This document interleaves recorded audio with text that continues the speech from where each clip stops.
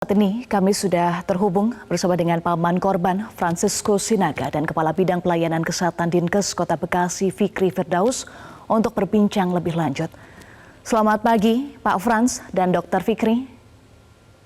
Selamat pagi. Selamat pagi Mbak. Ya, dengan Eva di studio, sebelumnya kami mengucapkan duka mendalam Pak Franciscus untuk pihak keluarga Alvaro.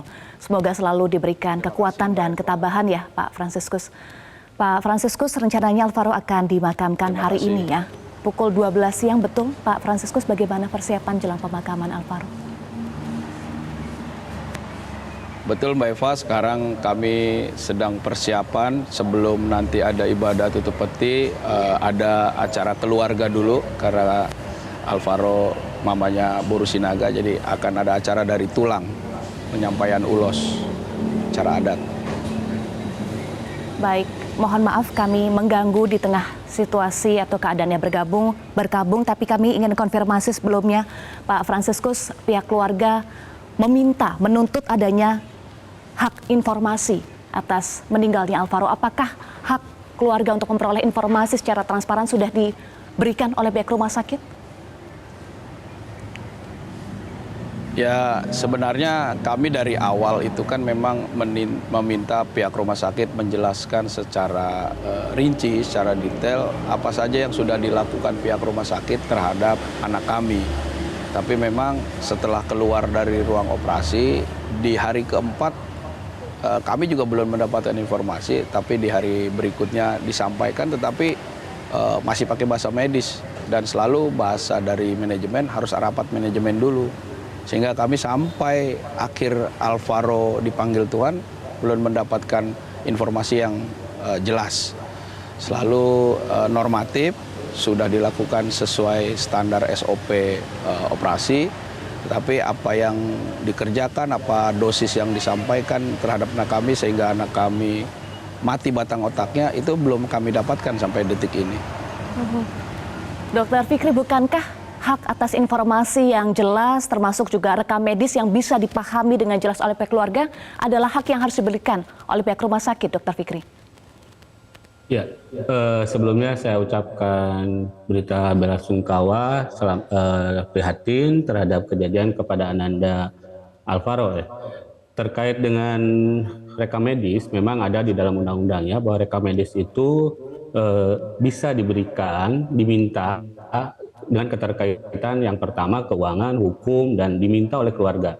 Dan harus memang disampaikan secara bahasa yang mudah dimengerti oleh keluarga, karena keluarga tidak semua juga berdasarkan anggota medis ya. Jadi memang itu yang harus disampaikan kepada keluarga.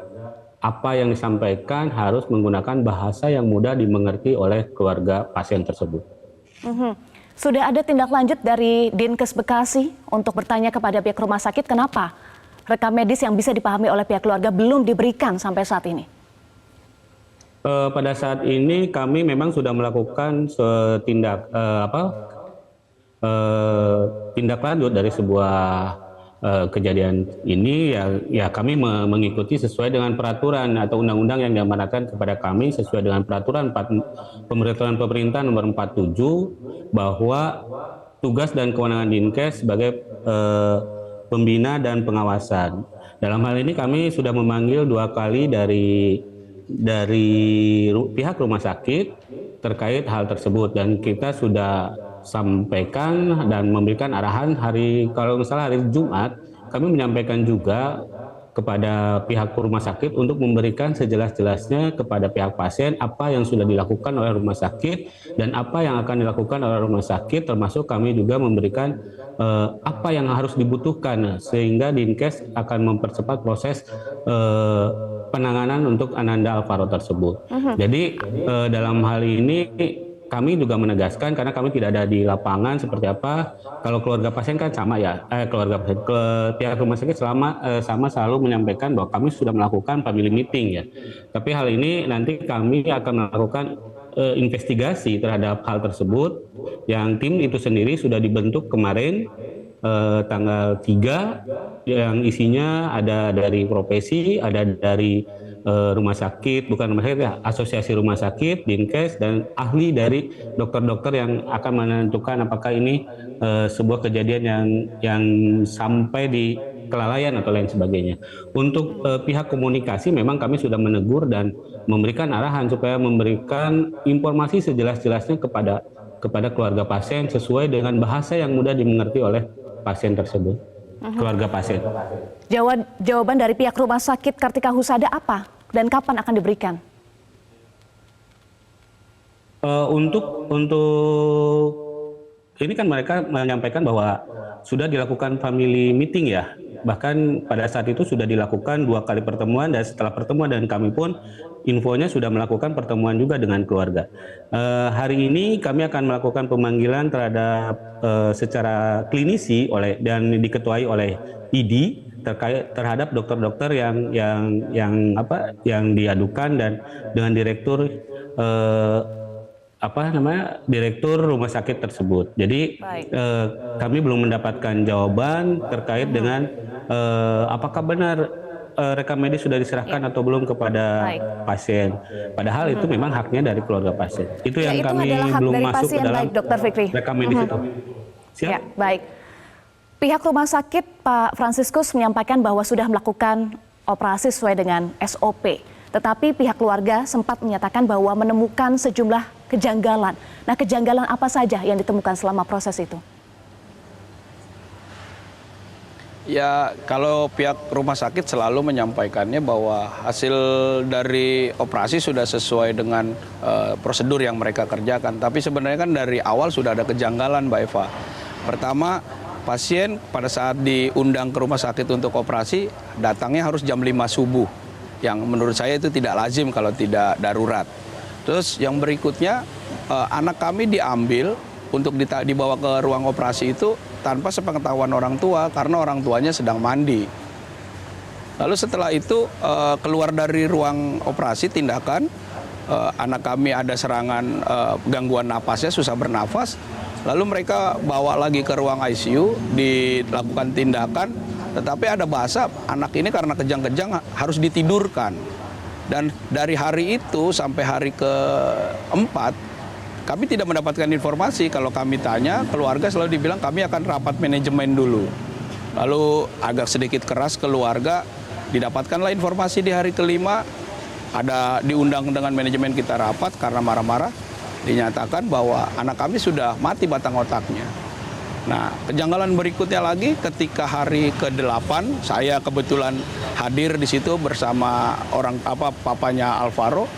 Kita meminta untuk second opinion untuk anak kami dirujuk ke rumah sakit yang lain.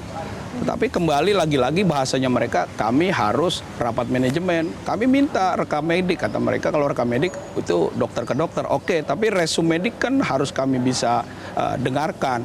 Tetapi kami tidak disampaikan. Akhirnya setelah ada kemarahan dari keluarga, mereka mulai mencari rumah sakit untuk mencari rujukan, tapi ya mungkin sudah terlambat.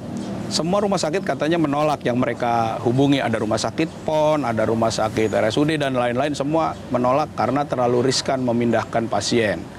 Nah, sudah kita tunggu terus sampai akhirnya di hari ke-13 anak kami jam 6 kurang lebih 6 sore itu henti jantung dan dipacu, diusahakan sama mereka, dan akhirnya 18.45 anak kami pergi.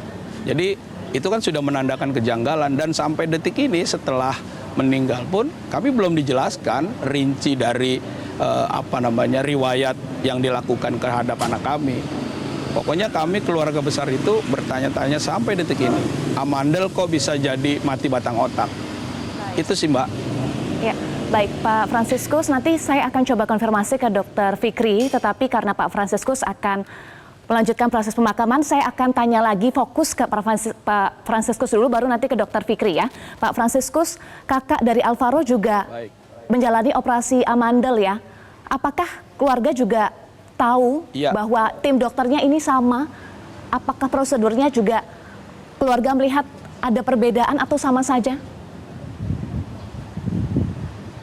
Sebenarnya sama saja, cuman karena perlakuan terhadap anak pertama yang pertama dibawa Alvaro tidak sesuai prosedur yang kami rasakan. Jadi mamanya si abangnya ini namanya Vincent. Nah, itu dikawal terus, dijaga terus. Jadi agak perbedaan lah jadinya ketika mau dibawa ya anak ini kan dikuatkan dulu sama orang tuanya. Kalau Alvaro sama sekali tidak ketemu dengan orang tua.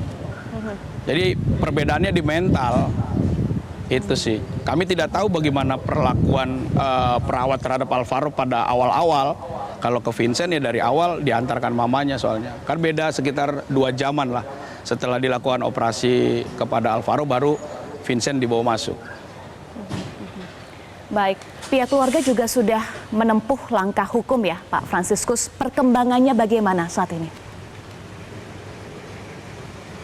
Saat ini kami belum mau masuk ke topik itu dulu karena kami mau fokus menghantarkan anak kami ke pemakaman, ke tempat peristirahatannya. Tapi setelah ini baru kami diskusi. Kalau mengikuti emosi atau perasaan dari keluarga besar, semua meminta ini harus dapat keadilan keluarga kami dan ya harus dituntut lah rumah sakit sepertinya seperti itu. Tapi belum ada hal yang spesifik yang bisa saya sampaikan karena kami sepakat membicarakan itu setelah pemakaman.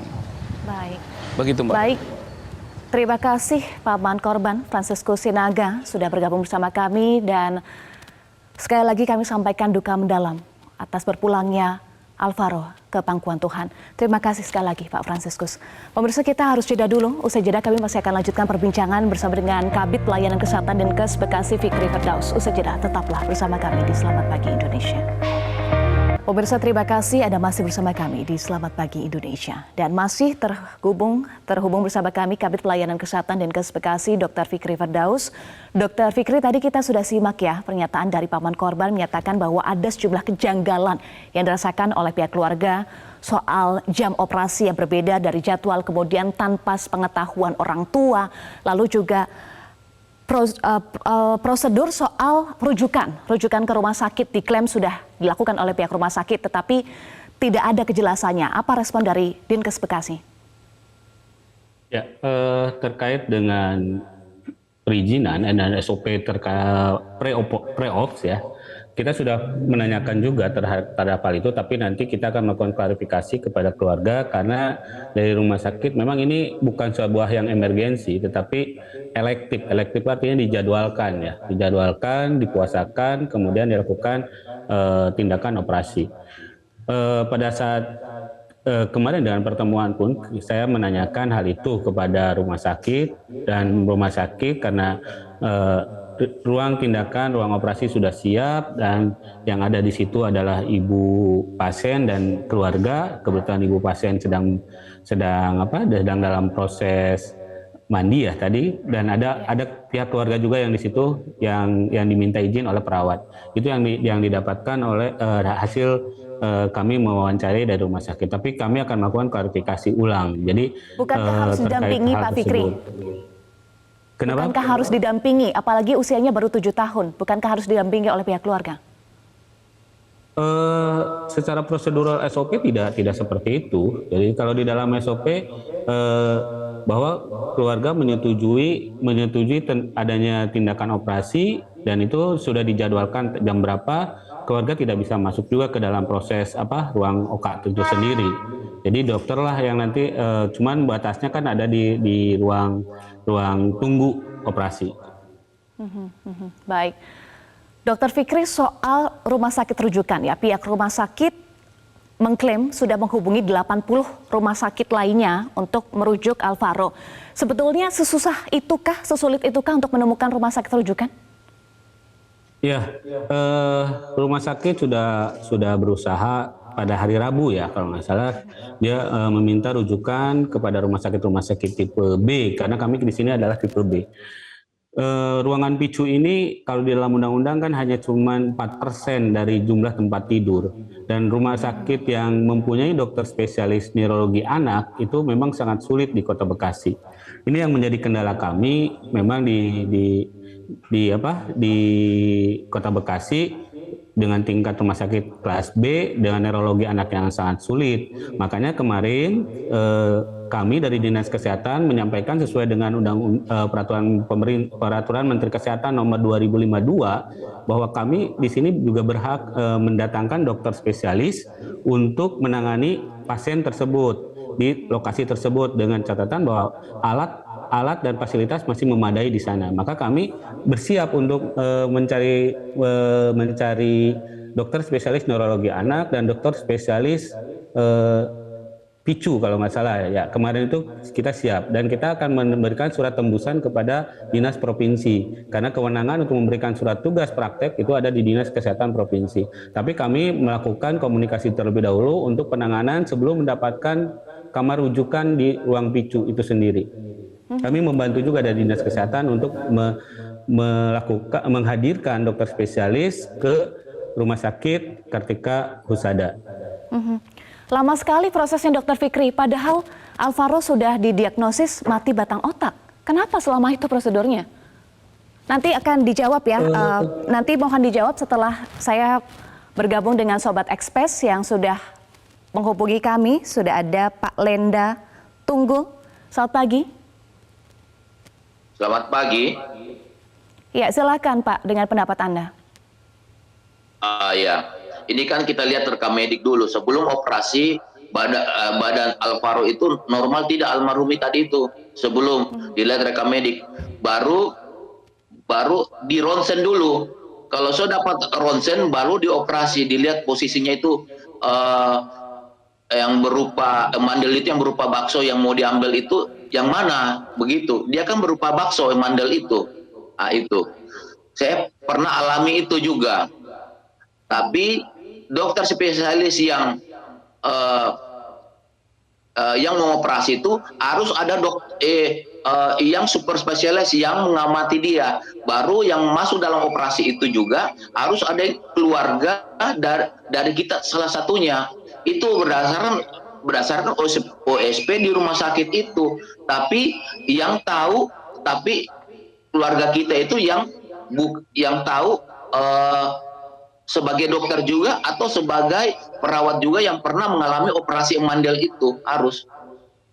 Tidak sembarang mau operasi orang yang mandel itu dilihat dari situ. Saya pernah alami juga patah tulang di pinggang saya. Itu ada dokternya, ada spesialisnya, ada saya punya keluarga yang perawat yang tahu. Habis itu hanya butuh setengah jam aja selesai juga. Begitu. Terima kasih. Baik. Terima kasih sudah Pak Lenda. Rekam mediknya juga. Baik. Soal SOP, kemudian juga rekam medis, Dr. Firdaus, pihak rumah sakit mengeluarkan statement bahwa kondisi mati batang otak juga menjadi salah satu resiko operasi. Ini bisa menjadi dalih dari pihak rumah sakit. Apa tanggapan Dinkes Bekasi? Ini kan masalahnya di klinisi ya. Kalau di masalah klinisi sekarang kita akan bahas terkait klinisinya tersebut. Jadi kalau memang tadi disampaikan bahwa amandel ini menyebabkan kematian batang otak, itu ranah dari ID pada hari ini akan memanggil dokter spesialis dan kami menghadirkan dokter spesialis neurologi anak sebagai konsulen dan dari tim investigasi itu sendiri. Kalau saya dalam hal ini Dinas Kesehatan kita mengikuti prosesnya dulu, baru kita menentukan apakah memang batang otak ini juga terjadi kontraindikasi terhadap sebuah tindakan operasi itu sendiri. Gitu. Tapi pada dasarnya kami akan melakukan sebuah kajian terhadap kenapa yang terjadi setelah operasi amandel turun menjadi koma dan akhirnya didiagnosis menjadi kematian batang otak atau MBO. Baik. Terakhir pertanyaan saya, Dokter Fikri, singkat saja, belajar dari kasus ini lama sekali ya. Tadi Anda sampaikan prosedur untuk memperoleh rumah sakit rujukan dan ternyata fasilitas picu minim sekali. Di Kota Bekasi hanya 4%. Apa yang akan dilakukan oleh Dinkes Bekasi? Jadi gini, kita mengacu kepada undang-undangnya dulu Mbak. Terkait dengan peraturan pemerintah nomor 47 bahwa untuk intensive care unit atau ICU itu dari 10% dari jumlah tempat tidur. Kalau dari 10% itu dibagi, 6%-nya itu untuk tempat tidur dewasa atau ICU dewasa, dan 4%-nya itu dengan ICU lainnya. Boleh NICU, boleh PICU, atau MICU, atau bahkan ICCU. ICCU artinya boleh ICU-nya anak-anak, ICU-nya bayi, ICU-nya ibu melahirkan, atau ICU-nya penyakit jantung. Jadi memang di dalam aturannya, dalam aturan peraturan pemerintahnya memang seperti itu. Yang jadi kendala bukan hanya dari segi fasilitas ruangan, tapi juga SDM-nya, di mana dokter spesialis konsultan neurologi anak itu memang sangat sulit kita dapatkan gitu. Ada satu dokter di RSUD, cuman ruangannya full. Nah, ini yang menjadi dasar bahwa kami akan menghadirkan dokter tersebut ke Kartika Husada. Rencana memang hari Senin itu kita sudah melakukan pembicaraan, dan hari Senin kita akan melakukan advice-nya terhadap pasien tersebut. Cuman sudah berkata lain, Tuhan memanggil Ananda Alvaro tersebut.